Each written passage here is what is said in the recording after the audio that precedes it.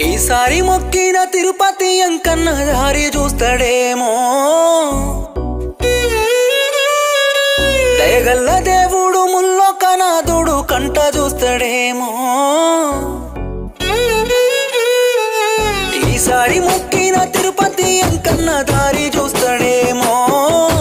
దయగల్ల దేవుడు ముల్లోకనాథుడు కంట చూస్తాడేమో తీరునే పిల్ల మన బాధలు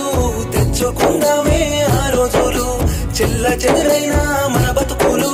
చేరదీస్తాడేమో ఆ దేవుడు నిన్ను కష్టపెట్టకుండా చూసుకుంటానన్న మాట తప్పినానే